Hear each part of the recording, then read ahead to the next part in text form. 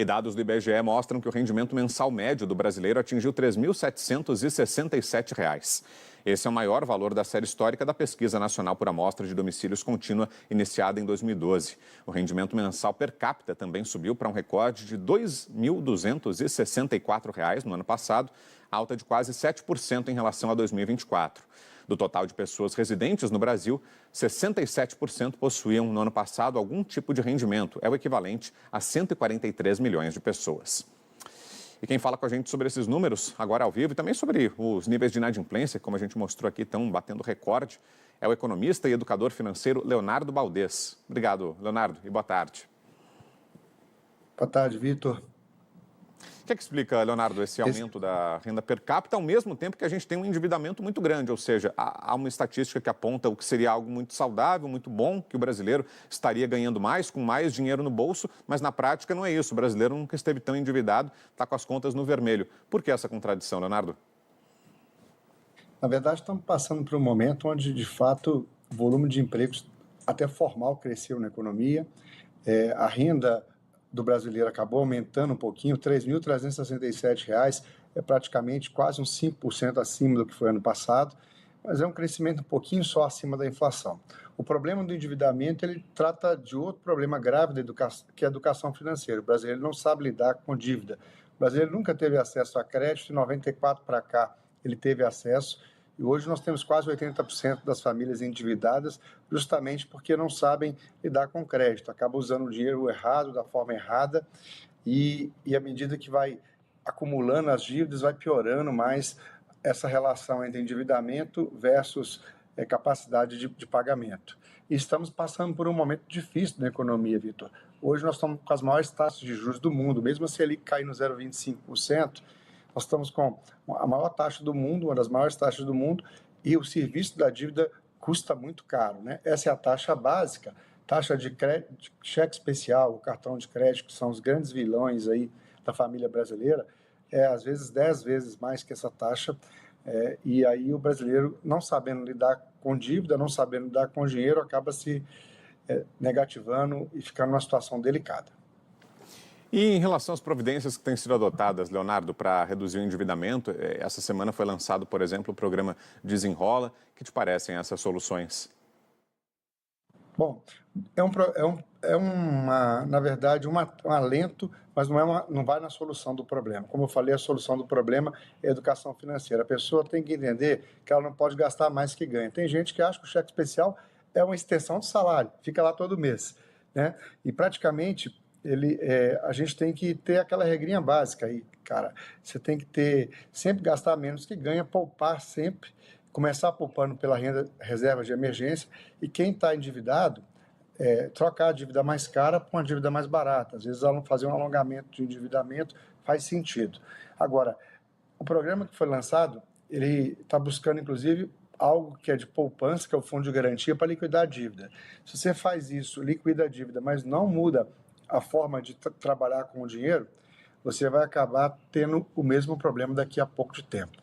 A pesquisa também sobre a questão do aumento falou uma coisa interessante. O Brasil continua tendo, embora tenha um aumento de renda média para 3.367, que é pouco mais que 2 salários mínimos, nós temos um nível de concentração de renda muito alto. 10% da população tem renda de 13 vezes a mais que isso. É como se fosse 46 mil de média. E concentra praticamente esses 10%, 40% de toda a massa de rendimento domiciliar.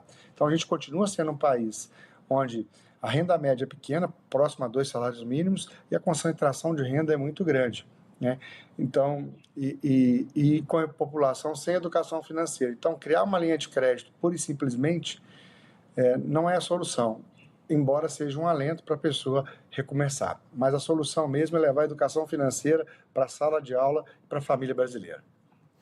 Agora, Leonardo, tem um problema também da inflação, né? Os preços subindo agora, especialmente com a guerra no Oriente Médio. A gente já está tendo aqui no Brasil os reflexos, aumento de preços, não só dos combustíveis, mas em cadeia, né? Para toda a economia, os produtos ficando mais caros. Como conciliar isso com o rendimento? Porque o salário muitas vezes não é reajustado na mesma velocidade que a inflação. Muito pelo contrário, né? O salário até tem um reajuste, demora muito tempo quando acontece, e aí depende também da economia formal, como você estava falando, né? Tem muitos brasileiros hoje que estão na informalidade, então nem esse recurso do reajuste automático existe. A inflação parece que sobe num ritmo muito mais acelerado do que o rendimento.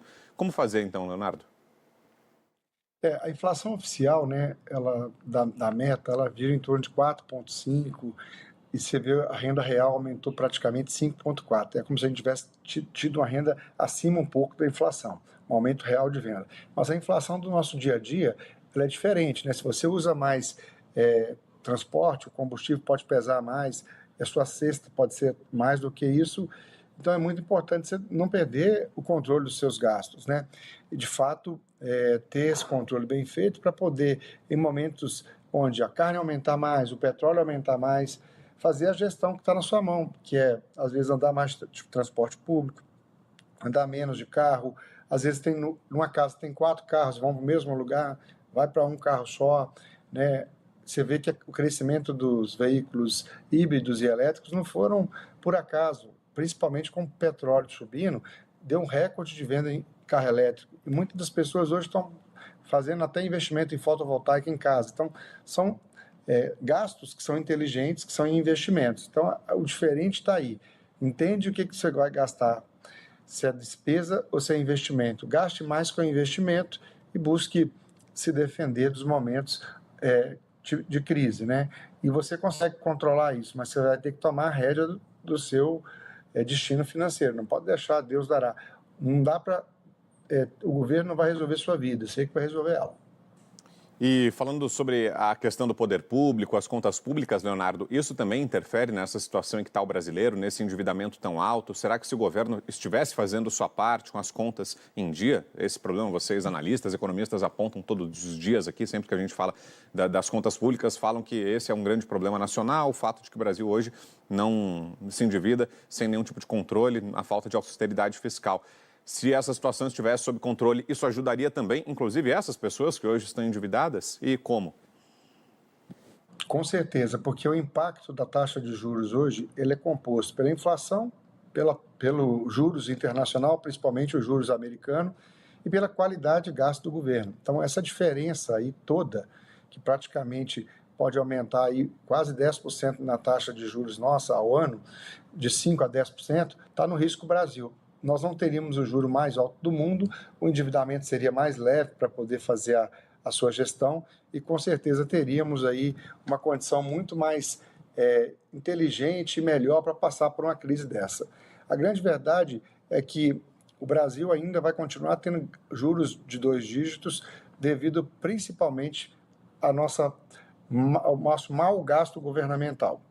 E, pelo que a gente vê, o governo está cada vez menos controlando o orçamento, cada vez mais à mercê do poder legislativo, e aí fica difícil dele conseguir mudar essa história e gastando mal o nosso dinheiro cada vez mais. Muito bem, é a palavra do Leonardo Baldez, que é economista e educador financeiro. Obrigado, Leonardo, pela presença aqui. Uma boa tarde, bom domingo para você. Boa tarde, Vitor. Valeu, obrigado.